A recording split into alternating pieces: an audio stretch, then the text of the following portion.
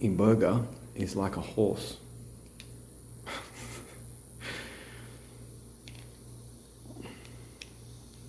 So, if we like horses and we want to learn how to ride a horse,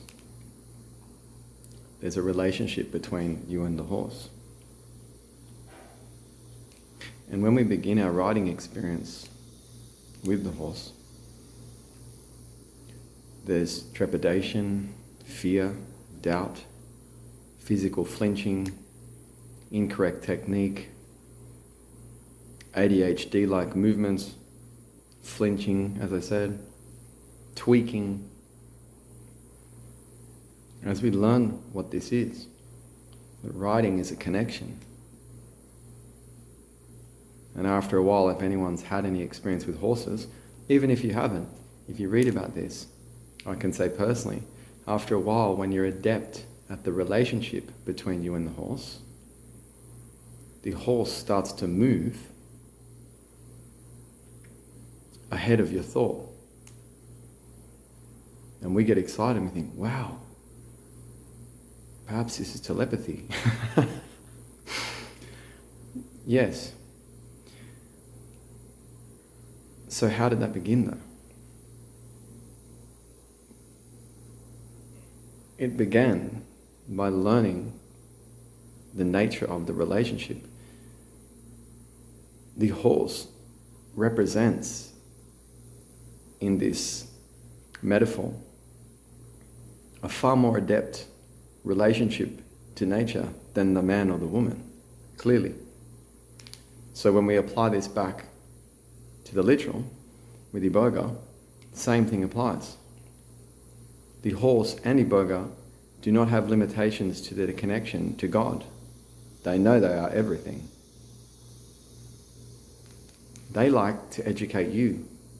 But once you stop resisting the therapy of connection, the therapy of what is actual, and what do I mean by the resisting the therapy to the actual, is not attempting to suppress, control, alter, repair, or fix the actual, the deep-rooted fears, but by learning to be with the connection and being responsible with the connection, by observing the connection and becoming observing, rather than you just looking at something, you become that one whole movement in relation.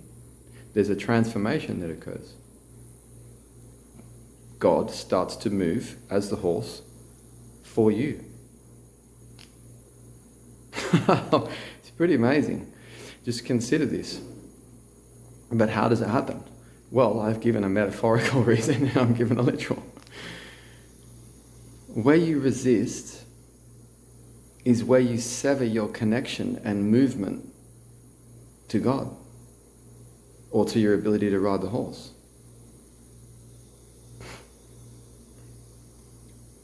Your deep-rooted fears, we need to start learning our relationships. Our deep-rooted fears, if we try to repair them, we are making them something. So I'll go back to the horse. If you're on the horse and you feel like you're going to fall off the horse knows that.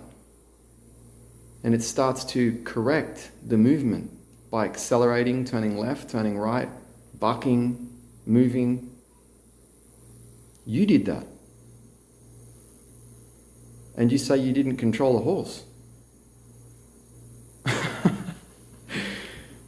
You did that.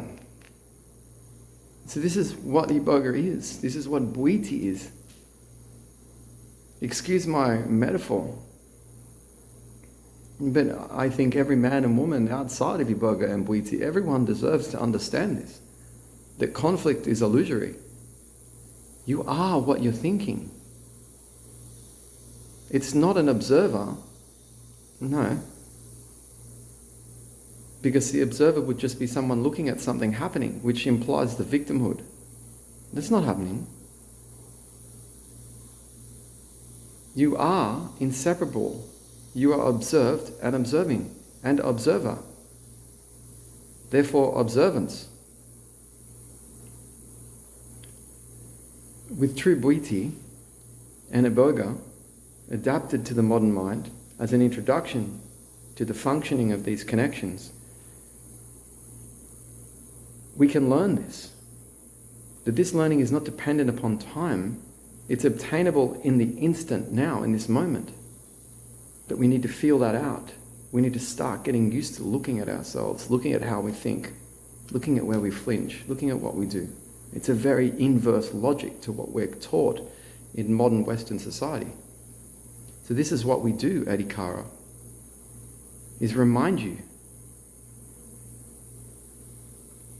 to maintain the connection.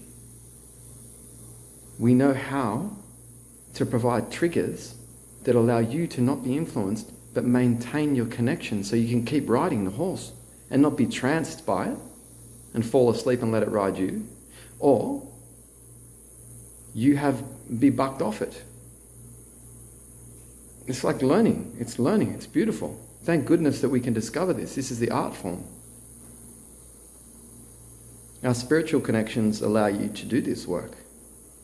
Our work on our side of the fence is to understand the human Western mind, where it everts, where it flinches, where it reacts. And we watch. We're doing the same thing. We're moving with the horse, with you. And this relationship is supremely important. So, when we consider Iboga, come somewhere where we can do our work in our lane and learn this art form. Let's detract from and reduce all of this complexity and all of these ideas of transcendence, and those things will come once you've learned how to ride the horse. You can't expect to ride dressage in the next Olympics if you don't know the commands. So let's do that. Let's learn the commandments. Let's come somewhere that's very different. It's giving us the true teaching. And we'll say, to finish, grace to Tere Nzambe Kana, His Majesty Adamagana, my brothers and sisters Mboka and Nzambe, Mbiambe, my sisters. Look forward to working with all of you, and for everyone watching today, let's begin the art form of the proverbial riding of the horse together. Peace.